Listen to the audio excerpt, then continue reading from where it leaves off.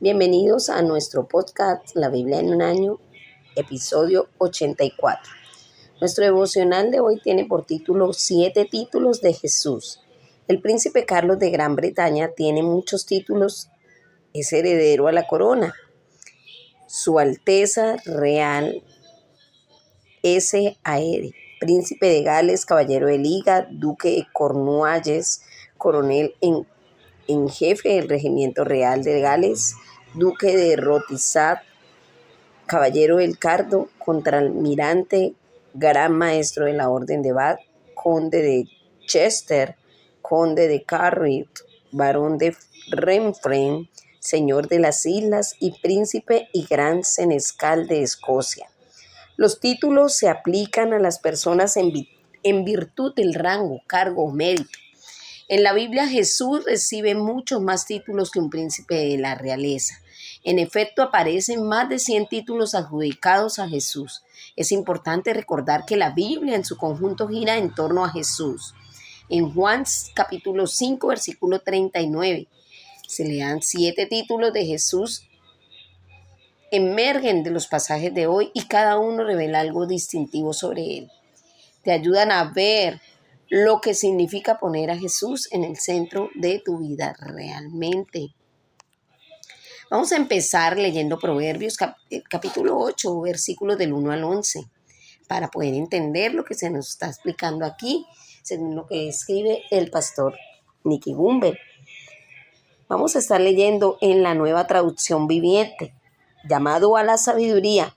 Escuchen cuando la sabiduría llama, oigan cuando el entendimiento alza su voz. La sabiduría toma su puesto en las encrucijadas, en la cumbre de la colina, junto al camino, junto a las puertas de entrada a la ciudad. En el camino de ingreso grita con fuerza. A ustedes los llamo, a todos ustedes levanto mi voz, a toda persona. Ustedes ingenuos, usen el buen juicio. Ustedes necios, muestren un poco de entendimiento. Escúchenme, tengo cosas importantes que decirles. Todo lo que digo es correcto, pues hablo la verdad y detesto toda clase de engaños. Mi consejo es sano, no tiene artimañas ni falsedad. Mis palabras son obvias para todos los que tienen entendimiento, claras para los que poseen conocimiento. Elijan mi instrucción en lugar de la plata y el conocimiento antes que el oro puro, pues la sabiduría es mucho más valiosa que los rubíes. Nada de lo que uno pueda desear se compara con ella. Amén, así es. El primer punto que vamos a ver, según lo que acabamos de leer de Proverbios capítulo 8, versículos del 1 al 11, es sabiduría de Dios. Hoy en día muchas personas no tienen ni idea de cómo vivir, enredan sus matrimonios y otras relaciones, suelen arruinar su propia vida y la de los demás. Todos necesitamos sabiduría para lograr vivir bien. ¿Dónde se encuentra tal sabiduría? La respuesta del Nuevo Testamento es Jesucristo. San Pablo escribe, Cristo, la sabiduría de Dios, en primer libro de Corintios, en primera carta de Corintios, capítulo 1, versículo 22. La sabiduría de Dios es uno de los títulos de Jesús. La sabiduría de Dios. En el libro de los Proverbios, la sabiduría aparece personificada y como mujer. Proverbios, capítulo 8, versículo 1. Se la presenta como lo opuesto a una mujer adúltera que acecha en las esquinas al llegar la noche, expresando susurros secretos y seductores. La sabiduría compite abiertamente contra tal seducción. Toma su puesto en las alturas, a la vera del camino y en las encrucijadas. Eso lo dice Proverbios capítulo 8, versículo 2. Y ofrece una atracción contraria, una novia pura en lugar de una seductora fatal. Esto nos indica que la sabiduría no consiste en un mero conocimiento. Ser sabios es vivir bien, y el primer paso para vivir bien es establecer los objetivos y las ambiciones correctas. Debe buscar la sabiduría en vez de los placeres sexuales, que son representados por la adúltera. La sabiduría es altamente codiciable, es mejor que la plata, el oro y las joyas. Opten por mi instrucción, no por la plata, porque el conocimiento, no por el oro refinado. Opten por mi instrucción, no por la plata, no por el conocimiento y no por el oro refinado. Vale más la sabiduría que las piedras preciosas y ni lo más deseable se le compara. Si quieres verdaderamente sabiduría, comienza con establecer una relación con Jesucristo. La sabiduría es mucho más valiosa que cualquier otra cosa que el mundo nos pueda ofrecer. Dicha relación ejercerá un efecto en la forma en que tú vives tu vida. Un ejemplo concreto de esa sabiduría es la excelencia en tu forma de hablar. Una comunicación honesta y verdadera, con palabras justas y genuinas. Comparar y contrarrestar las expresiones en Números capítulo 20, versículos 3 al 5, las cuales nos revelan una falta de confianza en Dios. Es bueno que podamos allí leer Números capítulo 20, versículo 3 al 5, para que podamos entender la comparación y con qué contrasta la falta de confianza en Dios. Vamos a orar. Señor Jesús, gracias porque la verdadera sabiduría se encuentra en una relación contigo. Eres más precioso que los rubíes y no puedo desear nada que logre compararse con conocerte a ti.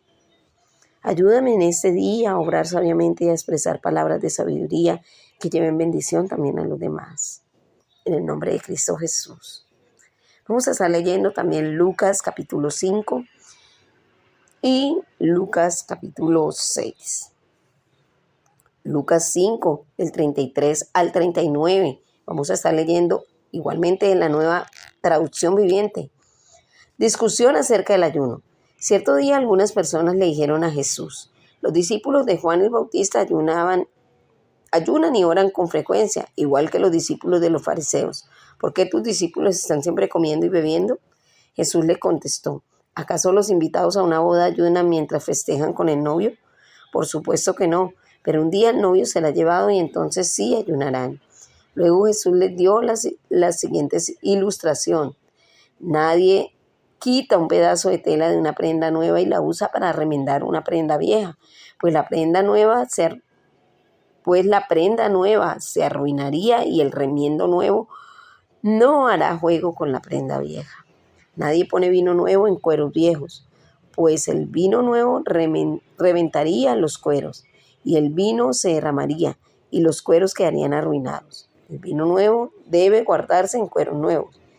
Ni nadie que prueba el vino añejo parece querer el vino nuevo, pues dicen el añejo es mejor. Vamos a estar leyendo también Lucas capítulo 6, versículos del 1 al 11, Nueva Traducción Viviente. Discusión acerca del día de descanso. Cierto día de descanso, mientras Jesús caminaba por unos terrenos sembrados, sus discípulos arrancaron unas espigas de grano, las frotaron entre sus manos para sacarle la cáscara y se comieron los granos. Algunos fariseos dijeron: ¿por qué violan la ley al cosechar granos en el día de descanso? Jesús les respondió: ¿acaso no han leído en las Escrituras lo que hizo David con él y sus compañeros cuando tuvieron hambre? Él y sus compañeros cuando tuvieron hambre, entró en la casa de Dios y violó la ley al comer los panes sagrados que solo los sacerdotes pueden comer, y también les dio una porción a sus compañeros. Entonces Jesús agregó: el Hijo del Hombre es Señor incluso el día sábado. Jesús sana en el día de descanso. Otro día de descanso, un hombre que tenía la mano derecha deforme estaba en la sinagoga mientras Jesús enseñaba. Los maestros de la ley religiosa y los fariseos vigilaban a Jesús de cerca. Si sanaba la mano del hombre, tenían pensado acusarlo por trabajar en el día de descanso.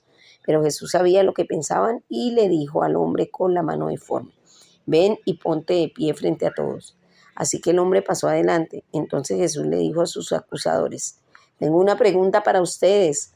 ¿Permite la ley hacer buenas acciones en el día de descanso o es un día para hacer el mal? ¿Es un día para salvar la vida o para destruirla?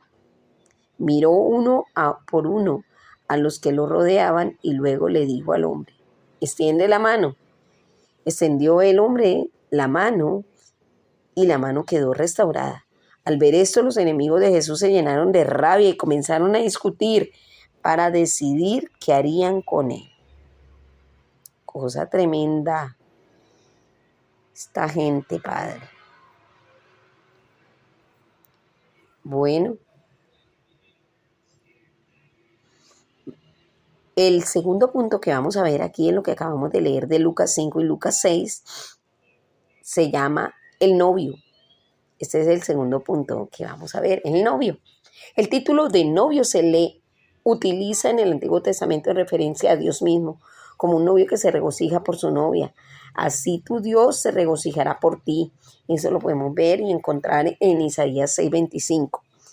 Jesús, al usar esta imagen en Lucas capítulo 5, versículo 34, se pone a sí mismo en lugar de Dios, no de forma ostentosa, sino casi incidental. Para él era una sustitución perfectamente natural. La presunción de Jesús de un rol divino es aún más impresionante. La imagen de Jesús como el novio y nosotros la novia es una de las más significativas. Eso lo podemos encontrar en Efesios capítulo 5, versículo 23. También es una imagen que señala hacia la consumación última de tu relación con Jesús cuando Él regrese. Eres llamado a prepararte con el mismo cuidado y amor como una novia se prepara para su día de bodas, particularmente focalizándote en las acciones justas. Eso lo podemos encontrar en Apocalipsis capítulo 19, versículos del 6 al 9. La enseñanza de Jesús es radicalmente nueva. No puede ajustarse a las formas de pensamiento ni a los patrones de conducta de los fariseos. Lucas capítulo 5, versículos 36 al 39. Señor, gracias porque me llamas a una relación íntima contigo y me regocijas por mí como un novio que se alegra con su esposa. Quiero responder con mi amor y mi adoración a ti. Otro punto que podemos ver allí es hijo de hombre. Esta es la forma favorita de Jesús de referirse a sí mismo. Ver, por ejemplo, en Lucas capítulo 6, versículo 5. Se trata de un título mesiánico. En Daniel 7 habla de alguien parecido a un hijo de hombre. Daniel 7, versículo 13. Eso lo podemos leer allí en la Biblia. Y al parecer este aspecto de la comprensión de Jesús, de su identidad y misión, proceden de dicho pasaje. Es un título que combina autoridad y poder con humildad y sufrimiento. Nos recuerda tanto el amor de Jesús por nosotros como su autoridad sobre nuestra vida. A menudo podemos enfocarnos en lo primero sin prestar suficiente atención a lo segundo. Sométete a la autoridad de Jesús obedeciendo su enseñanza y siguiéndola hacia donde Él te guíe. Señor, gracias porque tú eres el Hijo del Hombre que sufrió por mí en la cruz del Calvario. El cuarto punto que vamos a ver allí es Señor. Jesús reinterpreta el Antiguo Testamento. Los fariseos preguntan, ¿por qué hacen ustedes lo que está prohibido hacer el día sábado? Lucas capítulo 6, versículo 2. Jesús responde citando un ejemplo del Antiguo Testamento.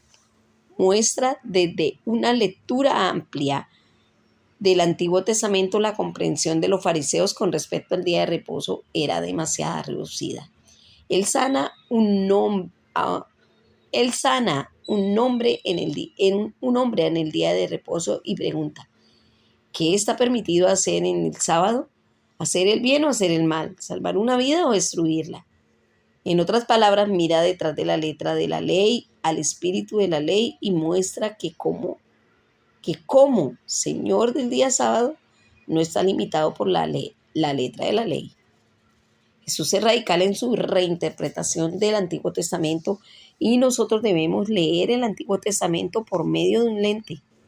Debemos entenderlo a la luz del hecho de lo que dice Jesús y son ellas, las Escrituras, las que dan testimonio en mi favor. Juan capítulo 5, versículo 39.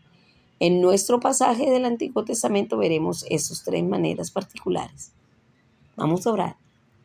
Señor, gracias porque eres la llave que abre nuestra comprensión del Antiguo Testamento. Gracias por la sabiduría que tú pones dentro de nosotros para poder entender, leer y comprender lo que tú nos quieres enseñar. En el nombre de Cristo Jesús. Vamos a estar leyendo también Números 19, Números 20, Números capítulo 19, Números capítulo 20 y Números capítulo 21. Empezamos leyendo Números capítulo 19 en la Nueva Traducción Viviente. Agua para la purificación. El Señor les dijo a Moisés y Aarón: este es otro requisito legal ordenado por el Señor. Díganle al pueblo de Israel que traiga una novilla de color rojizo, un animal perfecto sin defecto y al que nunca se le haya colocado un yugo para el arado. Entréguenla al sacerdote Eleazar para que sea llevada fuera del campamento y la maten en su presencia. Entonces Eleazar tomará con el dedo un poco de la sangre y la rociará 7 veces hasta el frente del tabernáculo. La novilla será quemada por completo, la piel, la carne, la sangre y el estiércol en presencia de Eleazar. Después el sacerdote Eleazar tomará un palo de cedro, una rama de hisopo y un poco de hilo escarlata y los arrojará al fuego donde se quema la novilla. Luego el sacerdote lavará su ropa y se bañará en agua. Después podrá volver al campamento, aunque permanecerá ceremonialmente impuro hasta el anochecer. El hombre que queme el animal también lavará su ropa y se bañará en agua y también permanecerá impuro hasta el anochecer. Luego alguien que esté ceremonialmente puro recogerá las cenizas de la novilla y las depositará fuera del campamento en un lugar ceremonialmente puro. Las conservarán allí para que la comunidad de Israel las use en el agua para la ceremonia de purificación. Esta ceremonia se realiza para quitar los pecados. El hombre que recoja las cenizas de la novilla también lavará su ropa y quedará ceremonialmente impuro hasta el anochecer. Esta será una ley perpetua para los israelitas, para todo extranjero que viva entre ellos. El que toque el cadáver de un ser humano quedará ceremonialmente impuro durante 7 días. Esta persona debe purificarse al tercer y al séptimo día con el agua de la purificación. Entonces quedará purificada. Pero si no lo hace en el tercer y en el séptimo día, quedará impura aún después del séptimo día. El que toque un cadáver y no se purifique de la debida manera contamina el tabernáculo del Señor y será excluido de la comunidad de Israel, ya que no se roció con el agua de la purificación. Su contaminación es continua. La siguiente ley ritual se aplicará cuando alguien muera dentro de una carpa. Todos los que entren en esa carpa y los que se encontraban en ella cuando la muerte ocurrió quedará ceremonialmente impuro durante 7 días. Todo recipiente abierto en la carpa que no estaba cerrado con tapa también estará contaminado y si alguien en el campo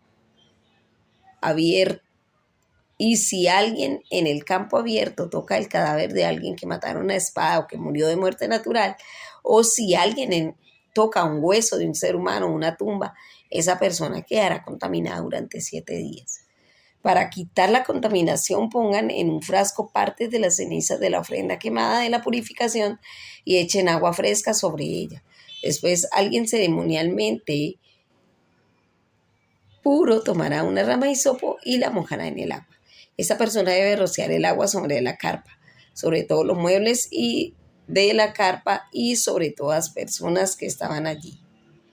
También sobre ella, la persona que tocó un hueso humano o tocó a una persona que mataron o que murió de muerte natural o tocó una tumba, la persona ceremonialmente pura rociará el agua sobre los que quedaron contaminados el tercer y el séptimo día.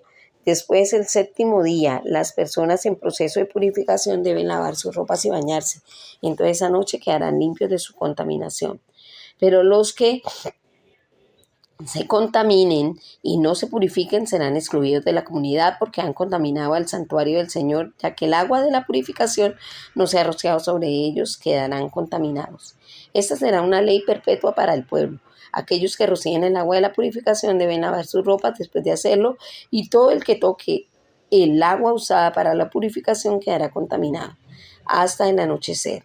Toda cosa o toda persona que toque a alguien contaminado quedará ceremonialmente impura hasta el anochecer. Vamos a leer número 20 también, Nueva Traducción Viviente. Moisés golpea la roca. El primer mes del año toda la comunidad de Israel llegó al desierto de Sin y acampó en Cades. Mientras estaban allí, Miriam murió y la enterraron. Ya que en ese lugar no había agua para que el pueblo bebiera, la gente se rebeló contra Moisés y Aarón. El pueblo culpó a Moisés y dijo: si tan solo hubiéramos muerto por nuestros hermanos delante del Señor, ¿por qué trajiste a la congregación del pueblo del Señor a este desierto para morir junto con todos nuestros animales? ¿Por qué nos obligaste a salir de Egipto y nos trajiste a este terrible lugar? Esta tierra no tiene grano, ni higo, ni uvas, ni granada, ni agua para beber. Y entonces Moisés y Aarón se apartaron del pueblo y fueron a la entrada del tabernáculo, donde cayeron rostro en tierra.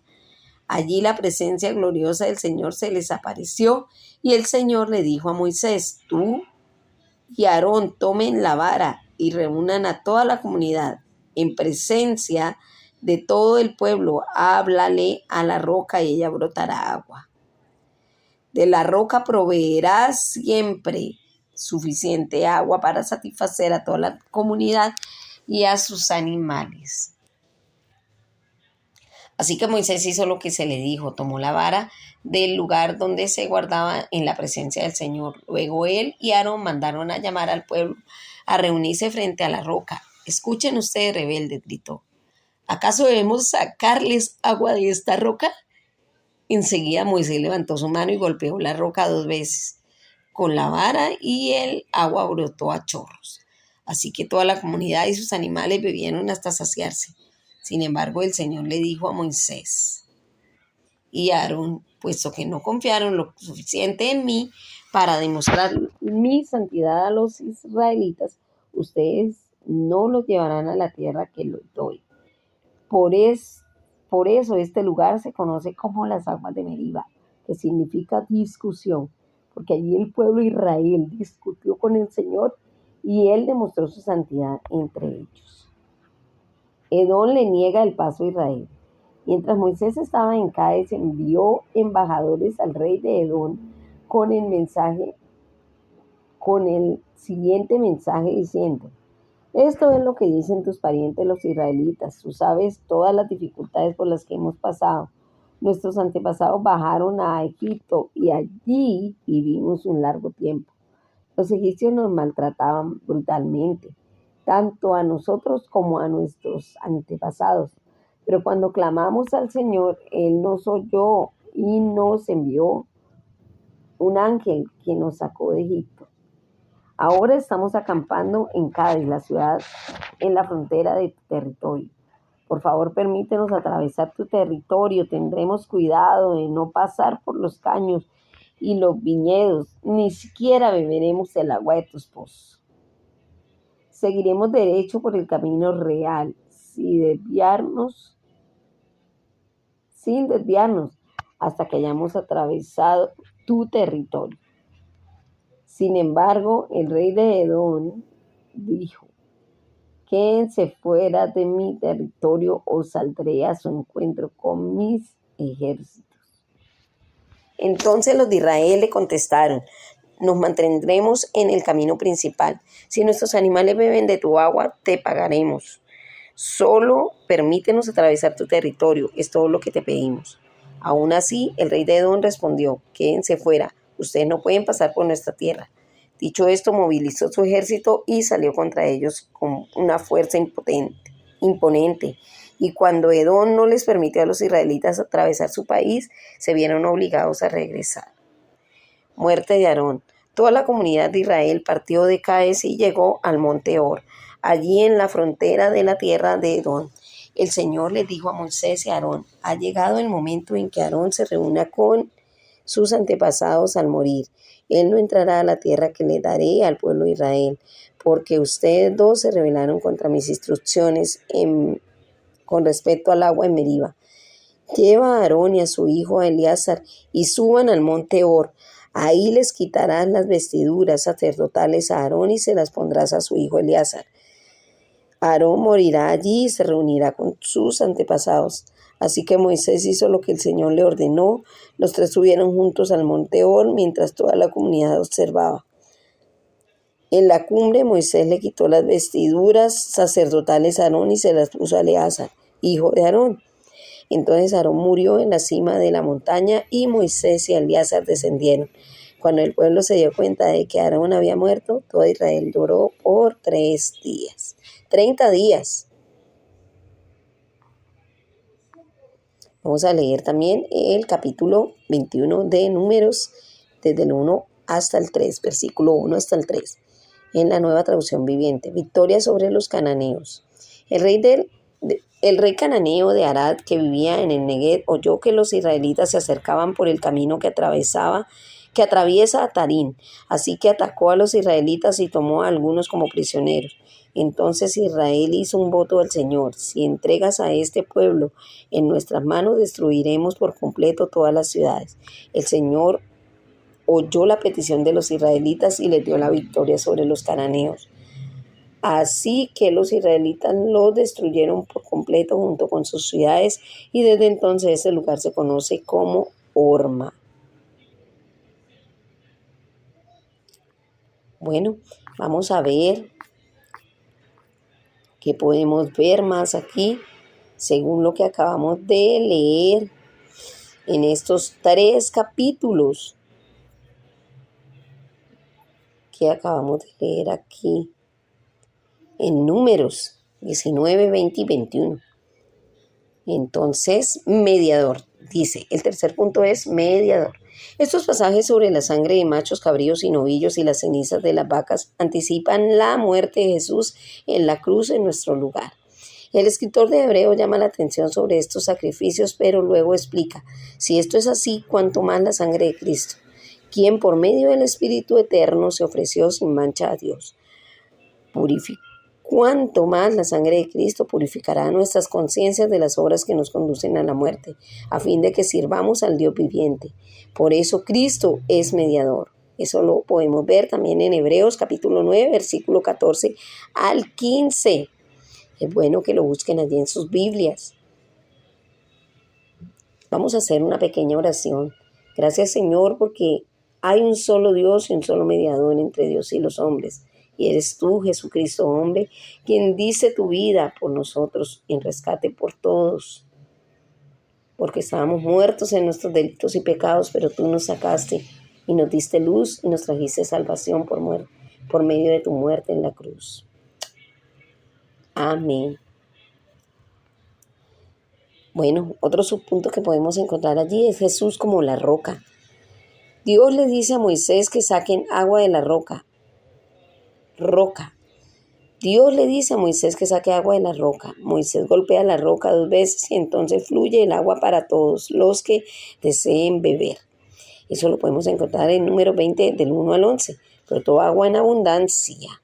El apóstol Pablo también nos habla de cómo interpretar el agua que fluye de la roca. Dice: todos tomaron de la misma bebida espiritual, pues bebían de la roca espiritual que los acompañaba, y la roca era Cristo. Esto lo dice en la primera carta a los Corintios, capítulo 10, versículos del 3 al 4. Él es aquel que sacia nuestra sed. Las cosas materiales por sí solas no satisfacen. Dios es muy generoso con nosotros. El agua no fluyó de forma limitada, sino de manera abundante. Jesús vino para darte vida en abundancia. Juan 10:10. Promete satisfacer tu sed espiritual con ríos de agua viva. Vamos a orar. Vamos a hacer una pequeña oración. Señor, mi roca eres tú. Gracias porque satisfaces mi sed espiritual. Oro para que pueda llevar esta agua, el agua de vida, a los demás, por medio del Espíritu Santo que está en mí. Permíteme, roca mía y castillo mío, mi Dios, mi libertador, de poder transmitir verdaderamente tus palabras a otros y que puedan también saciarse de esta agua maravillosa que nos quita la sed del mundo y nos trae al verdadero camino. Así como el ciervo brama por las corrientes de las aguas, así quiero también, Señor, que el alma mía brame, Señor, por tu presencia. Necesito llenarme de esa agua, purificarme cada día. Purifica a cada persona que escucha, Señor, este podcast y llénalos de esa preciosa agua para que calmen su sed. También allí podemos ver al sumo sacerdote. Jesús es el gran sumo sacerdote. Hebreos capítulo 4, versículo 14, que vive para siempre para interceder por nosotros. La muerte de Aarón, Números 20, 28 al 29, nos recuerda que una de las debilidades del sacerdocio levítico era que los sacerdotes morían. El escritor de Hebreos contrasta a dichos sacerdotes como Aarón, cuya muerte les impedía seguir ejerciendo sus funciones, con Jesús, que permanece para siempre, y su sacerdote es imperecedero. Por eso también puede salvar por completo a los que por medio de él se acercan a Dios, ya que vive para siempre para interceder por ellos. Eso lo podemos encontrar en Hebreos capítulo 7, versículos del 23 al 25. Eso nos recuerda de la certeza que podemos tener en nuestra fe. No tenemos que preocuparnos sobre sí mismos lo suficiente, preocuparnos sobre si somos lo suficientemente buenos. Podemos tener la confianza plena en la salvación que tenemos en Jesús. Amén. Qué hermoso. Vamos a hacer una oración. Gracias, Señor, mi gran sumo sacerdote que vive por siempre, porque eres capaz de salvarme de forma completa. Fuiste capaz y lo hiciste por amor. Gracias porque resucitaste de los muertos y vives para interceder por mí. Gracias porque cada vez que cometo un error, que peco, Señor, tú estás ahí intercediendo por mí cuando yo vengo a ti de verdad, de todo corazón, a pedirte perdón. Gracias porque estás intercediendo por mí ahora mismo ante el Padre. Gracias, mi Señor amado. Te doy muchas gracias, Señor. Amén. La pastora Pipa añade, Lucas capítulo 6, versículos del 1 al 11. No tenemos por qué sentir culpa con respecto a tomarnos un día libre. Descansa, recobra fuerzas y disfruta. Así es. Bueno, hemos acabado nuestro devocional del día de hoy, recordándonos que este devocional fue escrito por el pastor Nicky Gumbel de la iglesia HTV en Londres y su esposa Pipa Gumbel. Y la voz que dio vida a este devocional fue la voz de Angélica Rojas. Dios les bendiga.